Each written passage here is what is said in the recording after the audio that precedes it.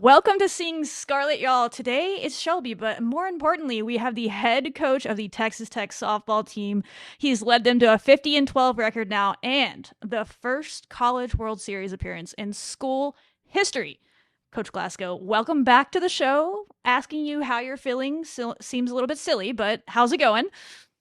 Fantastic. This is just the most exciting time of the year is the postseason. And what all coaches just live for is, the conference tournament and the postseason. So, and then to get to go to the World Series is just really special, obviously. And so we're living the dream. Absolutely. And I'll just take this opportunity to remind people they play on Thursday at 6 p.m. The times are set. They play Ole Miss in the first game. Be there. We're trying to take over Oklahoma City. You can buy tickets on NCAA.com, resell on SeatGeek, all the places. Just go get your tickets and be there.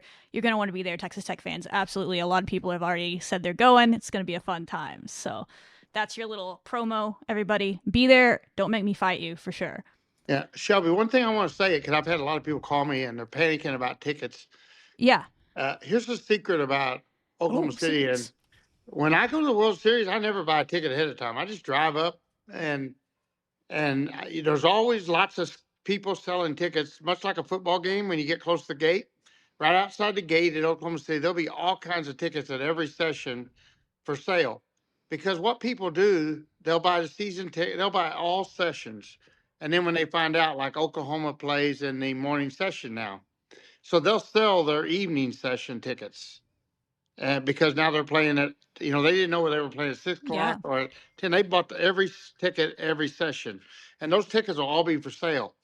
And there'll be tickets. There's always tickets for sale outside, and they don't mark them up. You buy them for a ticket face price or maybe $5 more, but and you also get better tickets a lot. The reason I always wait is I'll say, give me something in the lower. I want down low. I don't want up high, and I get a good seat down on the front, down by the field. So don't be scared of that. And I was talking to some of the alumni today, and I said, just if you go to walk up to the gate, there'll be people standing around hollering, tickets here. Who needs tickets? When you get in the ticket line, there's people standing there hollering to all of you, hey, I got better tickets than they got. And it won't be a problem to buy a ticket. Well, there you go. You got the inside information from the coach himself. Yeah, I know So, if I have 400 people that can't get in, but that's been my experience there. And I would not be scared to drive up there and yeah, take my chances there. There'll be tickets. for sure. It's not too far a drive. We have a huge alumni base in Dallas. I think it's like a 3 hour drive from Dallas to Oklahoma City. I think there's going to be a lot of people there. I'm excited. So, I'll be there myself for sure. But the reason we're all going is you've obviously made it. I know something that NiJa Kennedy herself said, and in y'all's most recent post game press conferences, it's never easy to make it to Oklahoma City. She's going for her third time, right? But it's never easy. She said that. To be sitting here now as the head coach of a team that's taking a program that's been in for the first time, with a team that just met each other for the first time like 8 months ago, all brand new players. What has the energy amongst your staff of your players been like since that game was clinched? This ticket was punched on Friday. Just really fun, relaxed, a relief. I think there's a lot of relief when you accomplish a mission and you realize like, hey, now well, it's kind of like we're on house money now. Like we're going to enjoy this. We're going to just go play our best we can possibly play. Of course, we want to win it. But we're going to just make sure the kids are enjoying this experience. I'm sure we'll learn things this trip. Um, and the main number one thing is you want these kids that go up there to really enjoy and be able to take in the environment, take in the atmosphere, and enjoy the experience of being there. Absolutely. Y'all, it seems like this team's been doing a good job of that. And I was out there in Tallahassee this week and y'all were loose. And that was a talking point going into that game. And the opposing team's head coach even said, Texas Tech's never been there. We have been here. We hope that that'll make the pressure be on them. But from the jump, it kind of felt like y'all flipped that script really quickly and put the pressure back on them, even as the home team. Was that at all talked about with y'all? Is that just a part of y'all's kind of team? I guess how you always play is to find a way to flip that script and put that pressure on whoever you're playing, because you certainly did that to get these wins. Yeah, one of the things that I coach by is, the Marine saying, sweat in training and live during the war, bleed in training, don't bleed during the war. But uh, we practice hard. Like, you want practice to be brutal, especially not this time of year, but early in the year and during the fall, and you want your practice sessions to be hard. You want to be long. You want to be kids that can go through the 20-hour weeks and hit all the amount of hitting time and go through it and still want more and stay in there and hang in there. Um, and they get through all that. Then when they get to the game's easy. The game's the fun part. And I think we're at that point. And we and then there's a time when you got to let off as a coach, like you push, you push, you push, you make it hard, you demand, you demand, you demand, you be demanding. But then at a certain point, you start let up off that, and you start accepting the performance that you're at, because that's the level you train to get to, and there's really not a whole lot more you can do at this time of year. You are what you are, and you hope that we got them to a point where we can win this thing. But if we aren't at that point, if we're not at the point where we can win the World Series today, there's nothing I can do today and tomorrow that get us Yeah. there. And so you trust that. You trust your training, and you let the kids have fun and relax, because they do have to be relaxed to reach their potential. So we're trying to do that. And I felt like where, in all, we played 7 postseason or 8 postseason games. Now I think we're 8-0 in the postseason. We haven't lost a game in the postseason. And I felt like there's never been a time in the postseason when the kids have panicked, or when they've been in a situation that their heads were spinning. I don't feel like we've seen that point yet. So hopefully we can get through this next tournament, next round, and we don't see that. Yeah, they've been very poised throughout, and that's something that you can definitely see outside looking in for sure. And a big part of that is someone at the top of your lineup that I just want to give a shout out and let you talk about a bit. If for some reason she's still possibly a secret, I don't know how she could be, but how important is the secret weapon of Mihyia Davis at the top of your lineup? She just tied the school record for runs scored in a single season the other day, getting that first run of the game on Friday. She's just pretty special up there. If you go back and you listen to my press conference, or not, I guess it wouldn't have been a press conference, but if you listen to the first interviews in the fall in August, when school started, and I think Mihyia Davis is one of the most exciting players that's ever played softball. I compare her to Caitlin Lowe and the greatest players, the greatest center fielders in the history of our sport. That's how she's a great player, and I've said several times this year I consider her the best center field leadoff hitter in the country. That's how good I think she is, and there's nothing that she's done this year that doesn't make me think that. I think she's the best defensive center fielder in the country. You see the catches she's made. You see the plays that she makes. You see the effort that she gives, and she's still not made an error. And you just think about, like, even the diving play she made in the 7th inning. That ball could have got off her glove and got by her and allowed extra bases, and she could have made that into an error. She didn't. She could have panicked and threw it and threw it away and made an error. There's just so many ways that you can make an error, and she's not made one error all season. She stays cool under pressure. She robs hit after hit. So she makes catches, and you think it's a routine catch, and then you realize where she's at and how far she went, and you realize, like, there's only a few center fielders in the country could have made that catch, and she made it just an ordinary effort. Um, she's extraordinary, and she's an extraordinary offensive player as well. Absolutely. She's so much fun to watch. I know fans have grown to love her all year, but even the new group of fans that maybe have picked it up in the postseason, she's been a lot of fun. But as a team, y'all are just amazing. Like, a lot of talent. We all know this. You knew that when you put the team together. There's a reason you brought these players here. You knew the talent was there to reach these goals. But when did you actually know as a coach this season, like, okay, they've come together as a team enough that we could actually do this thing. Like, this is a team that can make it to Oklahoma City and then maybe even past that this week, see what they can do. I believe we could go to Oklahoma City before we signed NiJa with NiJa. And I believed even without NiJa, I thought we would be a top 25 team. I believe that. I still think we would have been a top 25 team without NiJa, because Chloe's good and Sam Lincoln's good. Now things would have played out different. We would have developed, I think, a little bit slower at the beginning of the season. I wouldn't have scheduled the same schedule. Uh, so we might not have been ready for Oklahoma State without playing Texas and Texas A&M and the schedule that we played. But this team still would have ended up really good. Um, but to say a World Series team, for certain, I couldn't have said that. But I think it would have been a top 25 team. And if you're in the top 25, there's always a chance, right? Ole Miss, they're in the World Series. And I don't even, were they top 25? I think they were probably just outside the top 25. Uh, but I think we'd have been that type of team.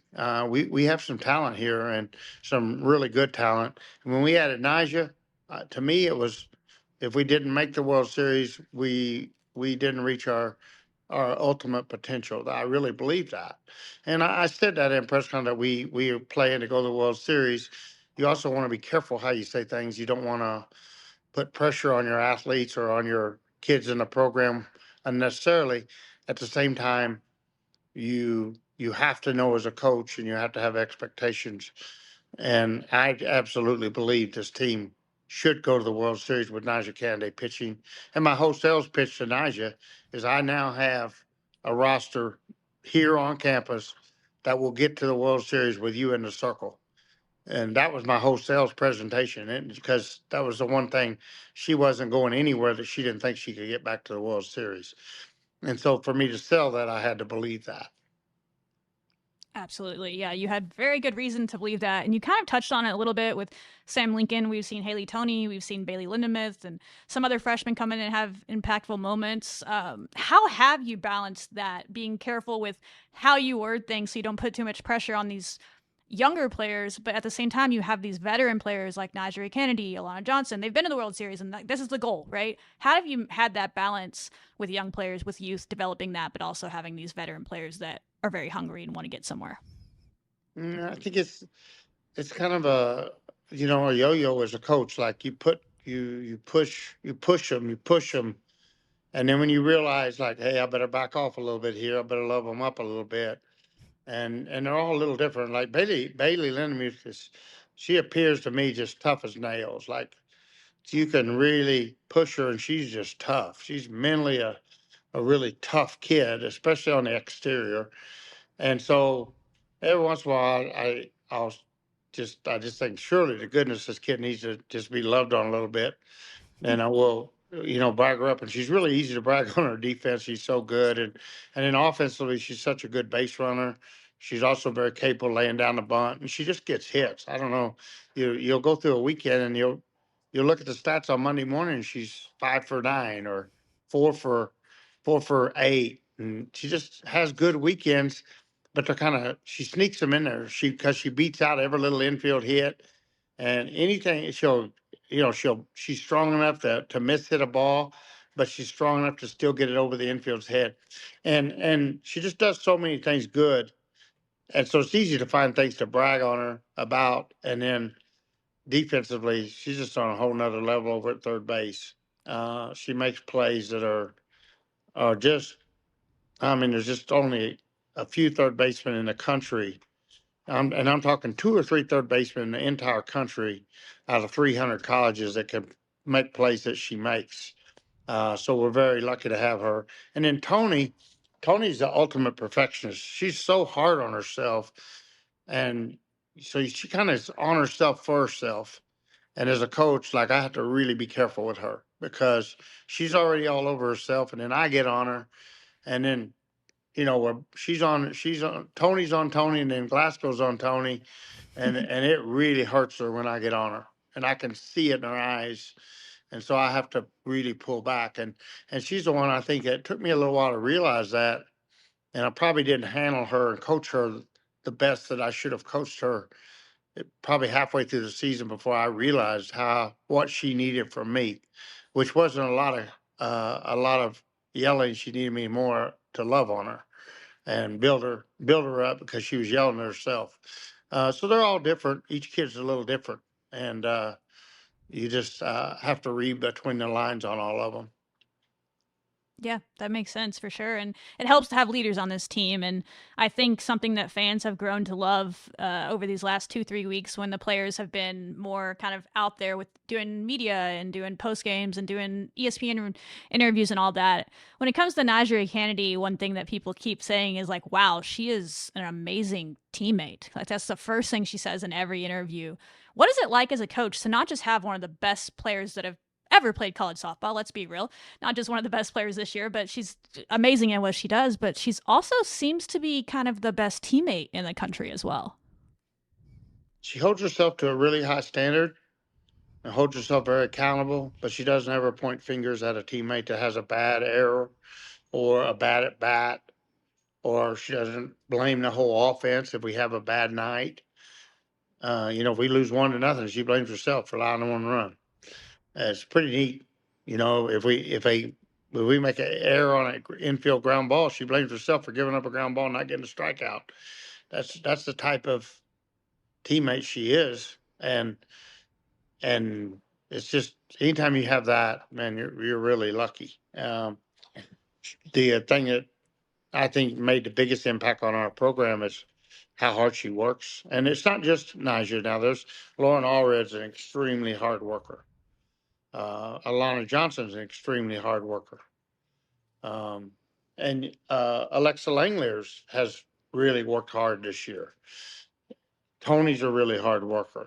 So we got some kids like that are extremely hard workers.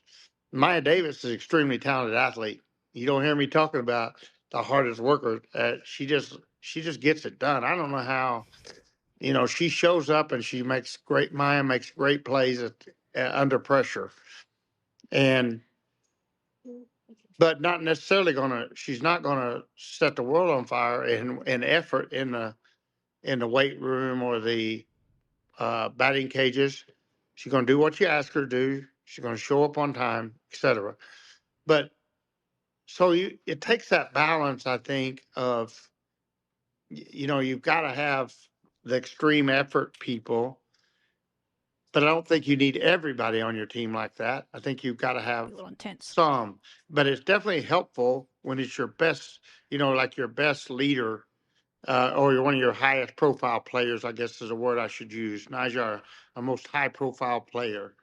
And I guess if she's the best player in college softball, you can say she's the best player without being. I don't want Seems to, fair. she gets so much credit, and I don't want to. I want to say this: like, she's a really good player. She deserves all the accolades she gets. But this team is a really, really good team. And I'm saying that when I'm saying without her, we'd be a top 25 team. We would be a top 25 team. I have no doubt this team would be a top 25 softball team without NiJa Kennedy on it. And I want to be sure they get the credit they deserve, because a player like Demi Elder, come back from an injury halfway through the season and she's having a 340 type year. And you look at how many RBIs she's put up, and then you look at the clutch hits she got in big moments this season.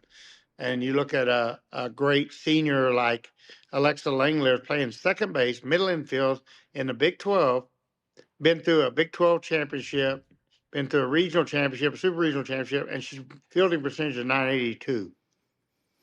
That's unheard of, a That's 982 crazy. field percentage for a middle infielder at this level. Haley Tony hasn't made an error in the Big 12 season, the Big 12 championship, and I don't believe Tony's made an error in the regional or super regional.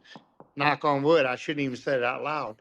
But I want to brag on all these kids, like Yeah. NiJa hasn't got an error. Vic Valdez is Mm. without a doubt, she should have been the defensive player of the year in the Big 12. She should have been when the pitching staff of ours has done what they've done. She's caught all the games. They only stole 8 bases all year. Everybody wants to steal on NiJa. Why aren't they stealing? Because Vic's behind the plate. Mm-hmm. Um, so this team, I want to be sure that the team gets the accolades they deserve. Alana Johnson, I mean, that's the most improved player on the team, in my opinion. The most improved player on our team from March 15th till now is Alana Johnson. The way she's Absolutely. learned how to see the ball and learned how to hit under pressure against good pitching. Uh, I think she's just made tremendous strides as an offensive player since mid March, and then her defense has been outstanding out in right field. Tremendous catch she made in the Super Regional. It's great. So um, I just this team's really good, and it's not just the NiJa Kennedy show anymore. It's NiJa Kennedy surrounded by a bunch of really good players. Lauren Allred, first base. I could go on and on about her defense, and she's known as an offensive player. But her defense the last 6 weeks has been just absolutely unbelievable. And the scoops that she's making now at first base, the catches that she's making, she's playing on another level. And so it goes on. You can go right around the field at every position. And Demi out in left field has made some great plays. And so you just go around where there's no weaknesses there on the defensive side of the ball. They're fast on the base pass. They run the bases well. It's a very good team, not Yeah. just a one person show. Absolutely. I mean, you just ran through the whole team. I don't even have to ask those questions anymore. So thank you there. They all are great. And I think fans have enjoyed getting to know them. And I think I can just close out that portion of the interview with saying, outside looking in at least, it seems like from the starters that you just talked about, from the pinch runners to the pinch hitters, everybody has not just accepted their role, but like they fell in love with their role in this team. And how comforting or nice as a head coach to be able to be like, oh, we need a pinch hitter here, we need someone to run here. I know exactly who that's going to be, and you just look on there and you know that they're as confident as ever to walk out there and do that job. Yeah, we talk about. I have the best pinch hitter in the country. Reagan Jennings. She's a beast. You look at where she's at. She's like, I think it's like 9 for 15. Uh, you got a kid batting almost 600 as a pinch hitter, and her average when I put her in the lineup, she's hitting almost 400. And we built this team based on pitching and defense, and so she's not starting because, Hunter's got his best 9 defenders out there and they can all hit. Or if you look at our lineup, the only one's not hitting 300 is Vic. So we got 9 and we got 8 300 hitters. Vic was over 300 the first half of the year. And I think her legs just wore out while Alana was For out with sure. that. Alana was out with Anya was out with a broken hand, and Vic had to catch every game there for a pretty good stretch. And I think her legs just wore out. And I'm not even worried about that.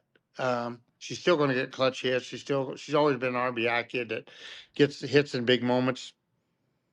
But the one thing we haven't really needed was offense, and what we do need is great defense all the time. We want to win. We want to always be a great defensive team, and Reagan has just been available when she comes in to pinch hit. She's outstanding. And then when we try to get her in the lineup is when we can to give her 3 or 4 at bats. And when we do, she's leading the team in hitting. I think right at 400. Tremendous. And then um, anytime we put Logan Hallman in, she's come up twice here lately with really big, huge pinch hit, slapping runs, bunting runs instead of just having a sacrifice bunt and taking it out to move a runner. We turned it into an offensive pressure situation, end up getting a hit and 2 people on base instead of just a sack bunt. So a huge asset. And then you got Mihyia Garcia, who's played the role pinch running and defensive, and she plays first base. She can play outfield, does anything that we ask her to do, and she's always smiling. A great teammate. All 3 of those kids are great teammates, and so that's been a really big blessing that they all accept the role that they've ended up with, and it's helping us win.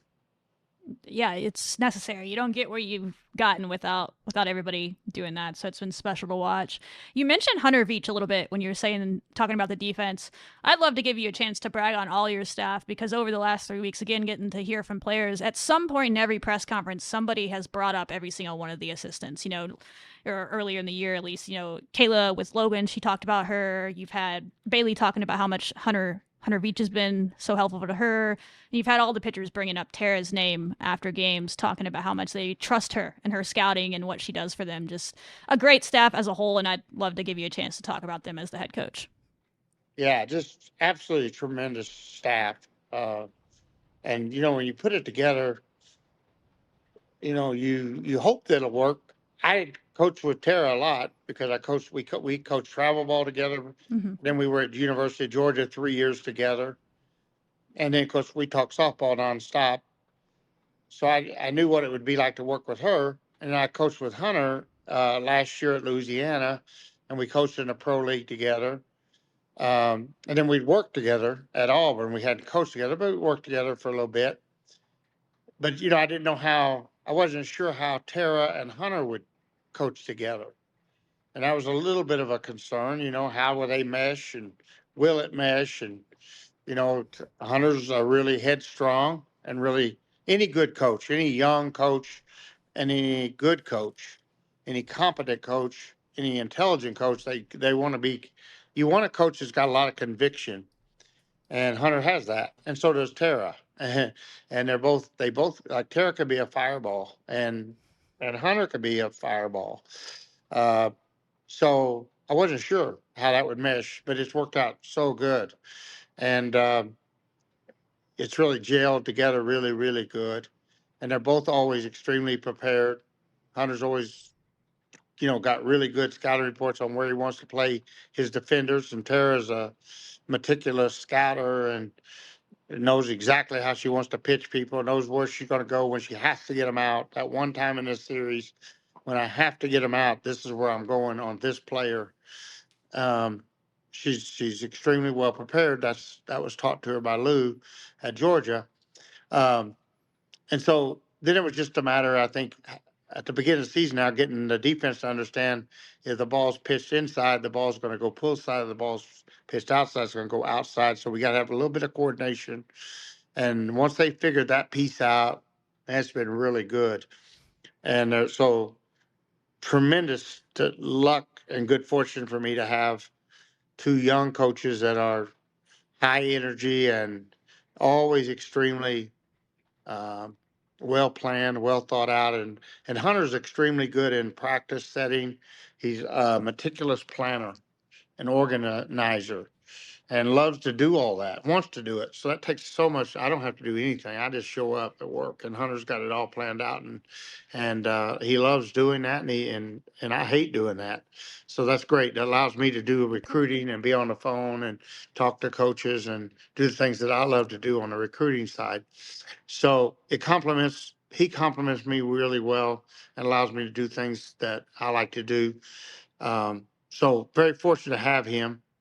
And then together, when you put it all in there, it's just, the development of our pitching staff and our hitters, I mean, our defense has really made this ball club, and it became apparent to us in October, like we want to be built on, let's shut people out. If we shut them out, we're not going to lose. And I'll figure out a way. We'll figure out a way with no matter who you put on defense, I can get 2 or 3 runs a game out of this team because they've all the ones that can play the best defense can also hit a little bit. Now they're different. Some are more bunters, like Mihyia Davis can play the slap game. Lauren Allred's more of a power game. Vic's all power game. So, but let's just pick out who's the best defender. So basically, it boiled down to the starting lineup. Hunter picked out the best 9 defenders and the kids that could play that pressure defense. And so somewhere there in about February, Hunter, this is my lineup. And so that's the first time in my career that I've always started the best 9 hitters. The best 9 hitters start. That's right. Usually when I recruit, I say that. The best 9 hitters start. Best 9 hitters start. Um, but this team, it's the best 9 defenders start, or the best 9 on defense, the best team defense starts, and then we figure out a way to score.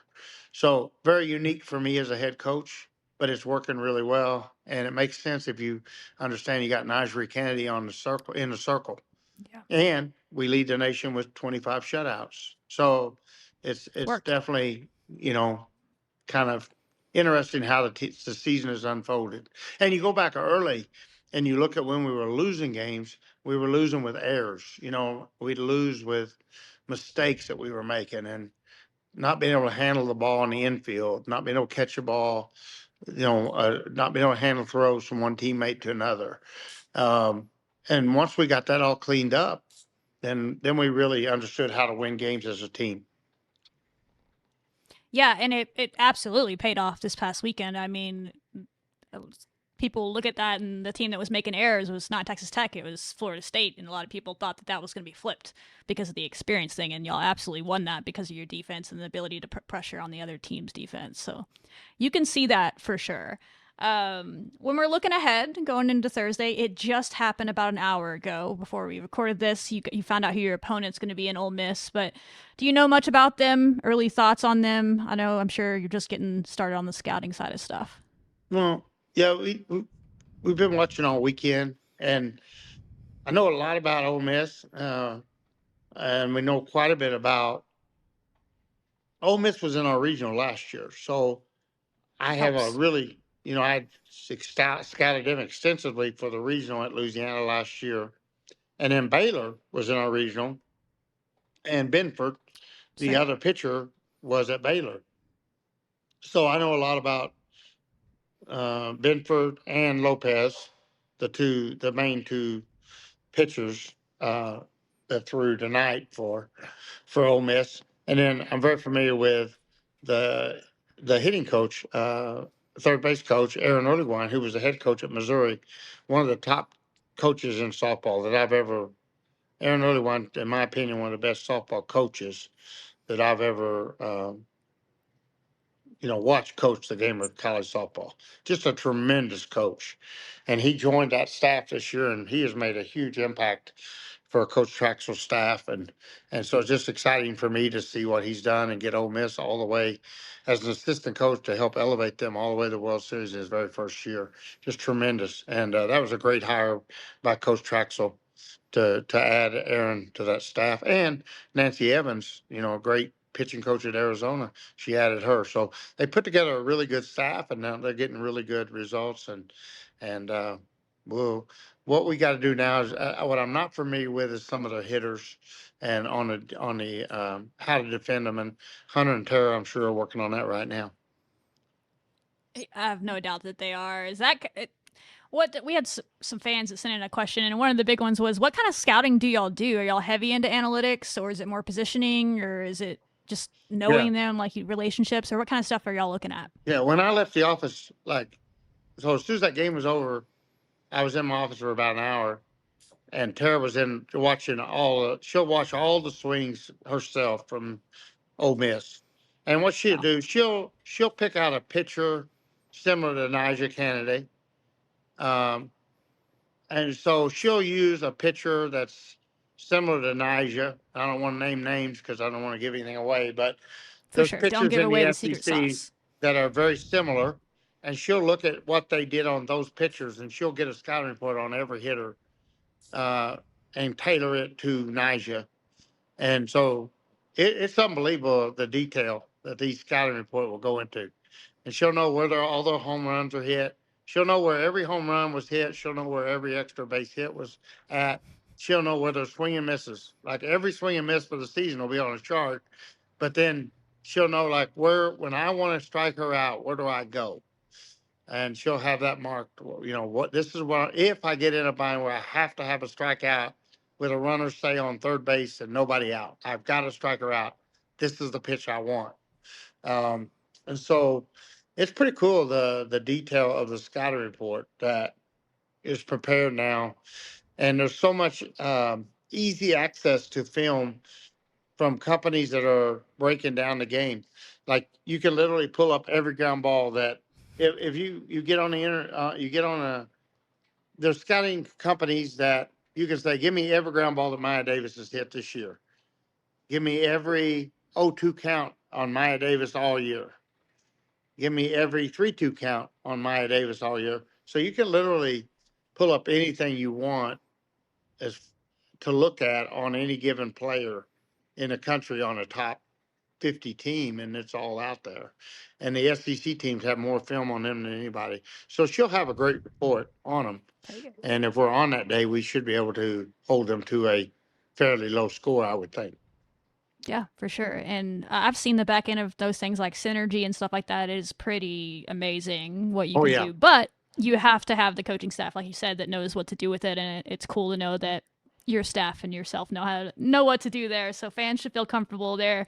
Um, is there any benefit? It feels like there would be, but is it, or is it being talked about too much of it being a little bit of a benefit for your team, especially the younger players, to have just played at Devon Park just a few weeks ago, know the rhythm, know the route to the ballpark, and all that kind of stuff?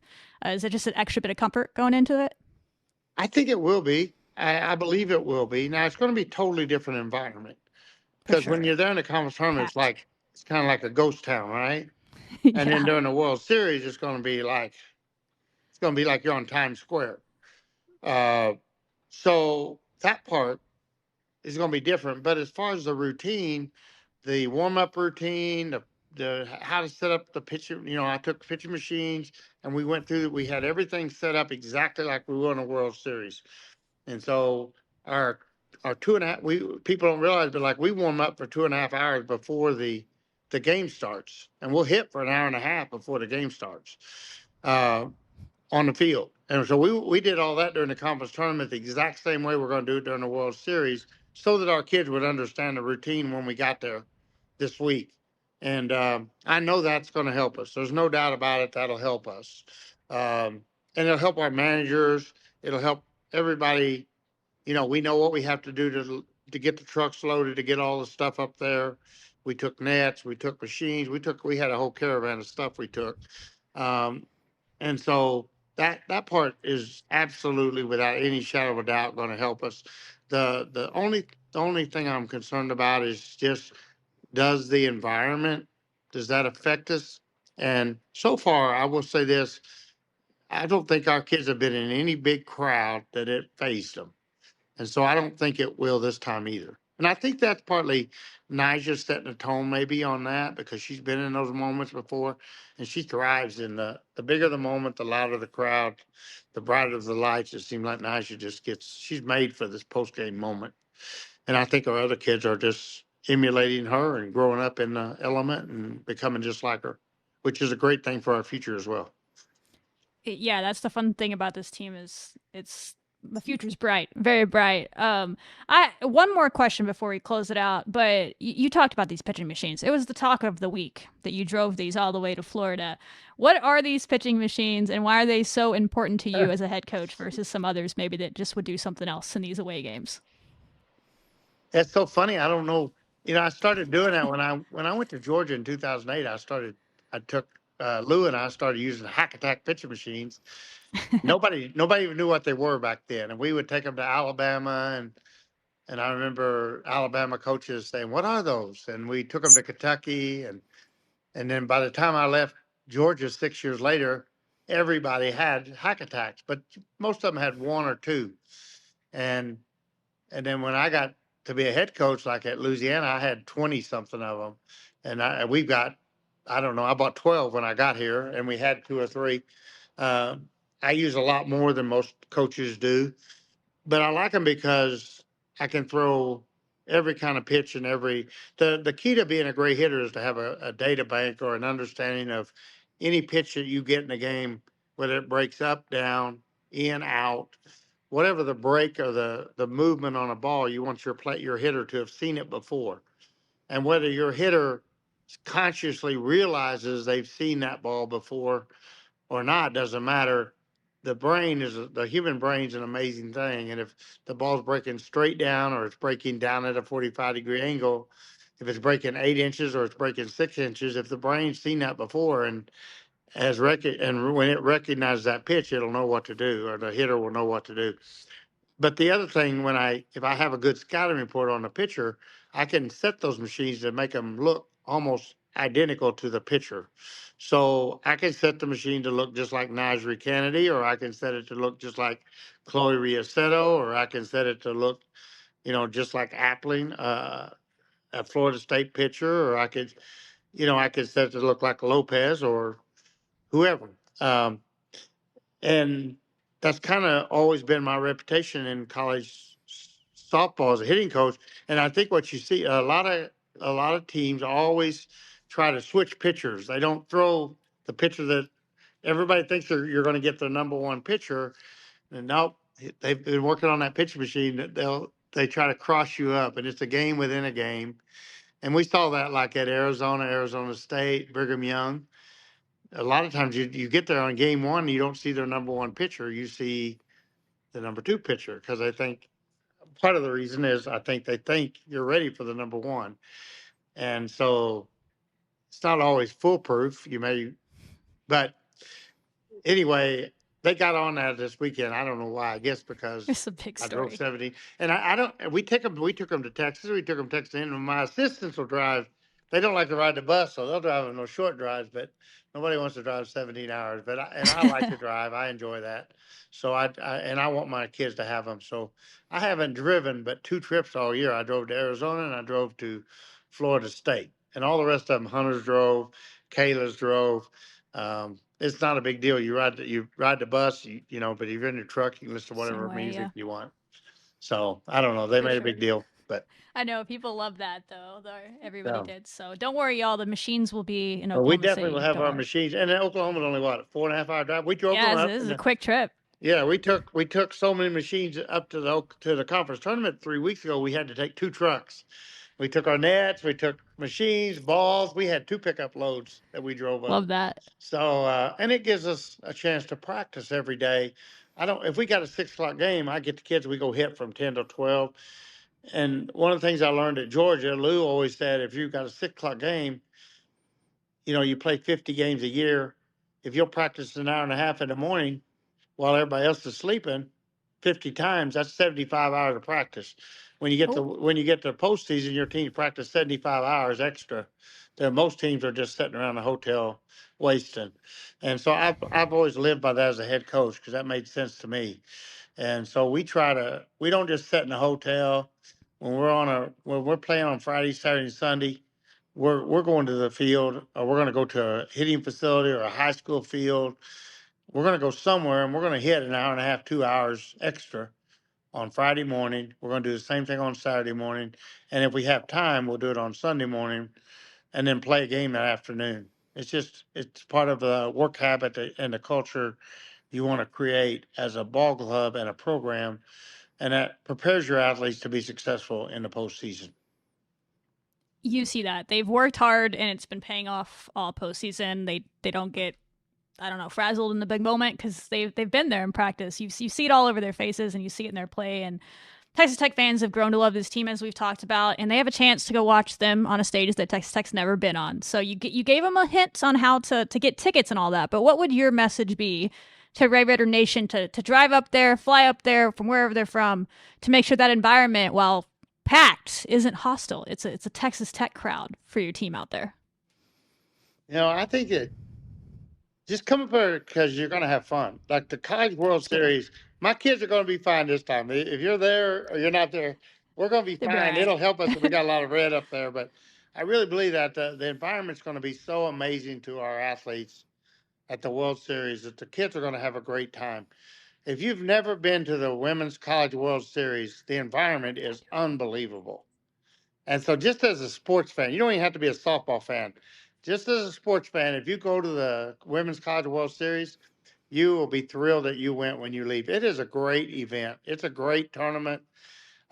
You won't regret it. The games are exciting. The people are nice.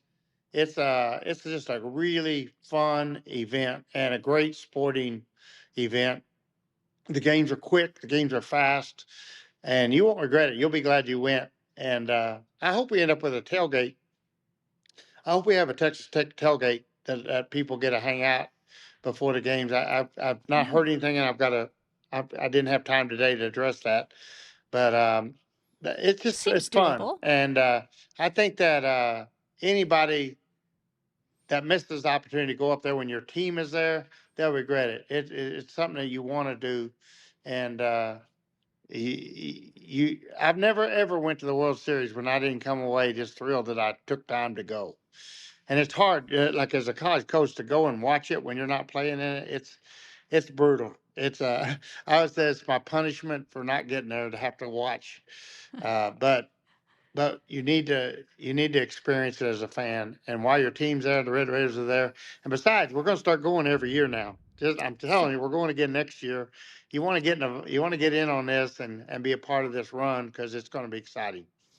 Yeah, y'all are gonna keep going every year now. It's gonna be the norm, but you can never take back the first time that the team's been there. Want to be So there.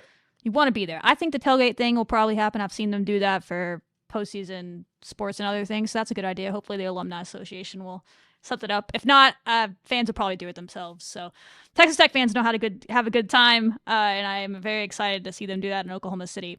That's all I have for you. You got work to do, I'm sure, Coach. If there's nothing else you have to say to anybody, I'll let you go. But it's been a pleasure covering y'all this year, and I'm excited to go do it again up in Oklahoma City this week for sure. I want to say thank you for that regional. That was unbelievable. The crowd, They were the great. way the fans showed up at the regional, the sellers, on the tailgate. And it wasn't, I know the sellers had the big part in that, but I think John and Tracy would want me to say thank you for like the people that helped set it all up. And then the people that showed up made it. Like the tailgate was great, but the people showed up and made that atmosphere what it was. That was tremendous. And that helps me recruiting more than you guys will ever know. And believe me, as soon as this World Series is over, Gerry Glasco goes into recruiting mode. And you guys have given me something with that regional turnout and the audience and the atmosphere at the regional environment. You give me the recruiting tool I needed to take this thing to a whole nother level.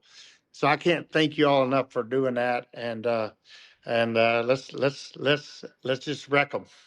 Let's just wreck them. That's right. Well, that's how we finish every interview. So you've already said it, but we'll just do a solid wreck them, and we'll catch you next time. Hopefully, celebrating a championship next week. So wreck them, Coach. All right, wreck them.